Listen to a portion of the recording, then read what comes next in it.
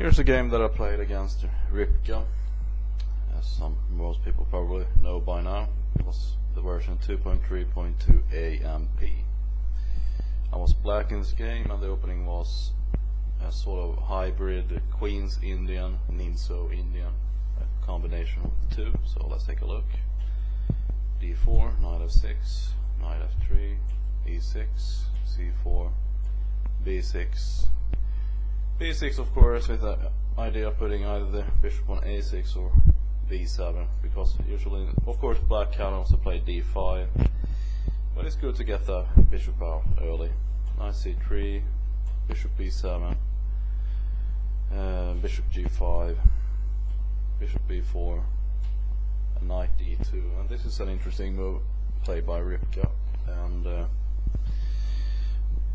of course, the idea is to play the move e4 at one point to support that pawn. So, for example, I played h6, bishop h4, c5, d5, bishop takes c3, b takes c3, d6, e4, and here we see, of course, that e4 would not have been possible if it hadn't been for that bishop knight on d2, because black can also, of course, here, for example, play g5 and when the bishop moves to win the pawn on e4. So that's the basic idea, I suppose, with that move.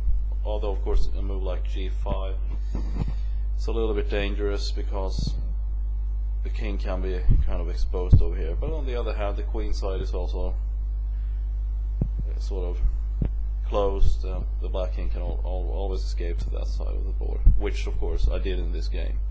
This is of course known theory, so nothing I came up with. So e5 locks the center, of course, because white has the two bishops, and because of that it's always a good idea to close the center off. And black also wants to play g5, which will come very soon. So e5, bishop d3, developing a piece, knight d7, f3, and now g5, bishop f2, and now those two bishops are pretty much useless. g5, of course, the move f4 for white in many situations is a good move to open up around the black king. But as you will see in this game, I played, rather, I put my king on the queen side, because the queen side is more or less the safest place on the board. Although, of course, white will throw in moves like a4, a5 and try to open things up. Knight f8, knight to f1. So the knights play a much bigger role in this game. King d7, queen b3, king c7. Getting away from, of course, checking file over here.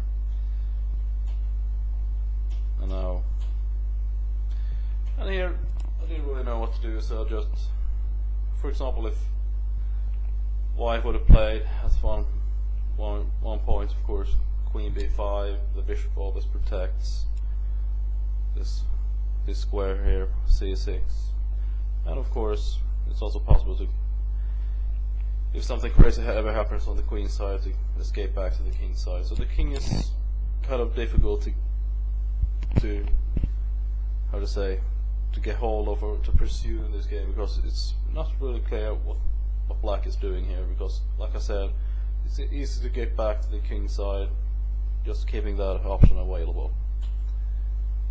So of course white tries to launch an attack with the king. Is here comes a4, f6, a5, queen e8, queen e8, keeping these options. I mean, the option, for example, to play queen g6, h5, or, and also, of course, if white ever plays queen a4, then all black has to do is to move the knight, and the queen will, of course, be under attack. Well, actually not really under attack, because it's protected by the bishop, but white has the option to either take or move. Queen b2, queen g6, rook to a1, rook h to b8, a6, And this was okay for me. I mean, now white has even a smaller chance to open things up. Now the black king is actually pretty safe on c7. Queen a3, possibly a move like queen a4 with the check over here. You know, it's very important to keep that in mind to protect this square, c6. And now, of course, when the bishop is on c8, it no longer protects, or over attacks rather, the c6 square. Knight f8.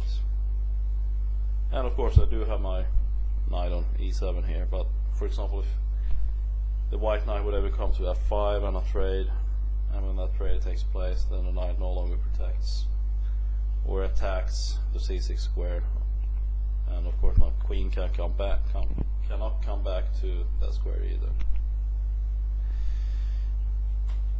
Bishop d7, again, just keeping an eye on the a4 square. The a4 square is pretty much the only square that white can use for some sort of attack. h5, bishop a4, queen e8. White doesn't want to trade, so just move back to queen g6, rook e1, h4, rook b2. Just trying to pile up on everything white has over here. And now of course the trade took place, and it's easier for black because now he doesn't really have to worry about the passive bishop anymore. And now the knights are even more important, as you'll see that bishop over here is just completely useless. Knight h4, h7. Actually, I should mention that it is possible for if black makes a mistake, then it is possible at one point to sacrifice the bishop on c5 and open things up over here. And again, if things ever would open up, the c6 square is weak, as well as the d7 square if the rook ever moves. So those are potential ideas that white could use. But as long as I keep my knight on this diagonal, it's pretty safe. Of course, this is just completely drawish, but you know, it's very easy to make mistakes. Knight e7, knight g7. Of course, this move protects the check over here. Of course, black does not want to allow the white knight to come to e6 with the check, so that would be a mistake. Attacking the knight. The knight comes back. I offer again a trade. He doesn't want to take. Not really much going on.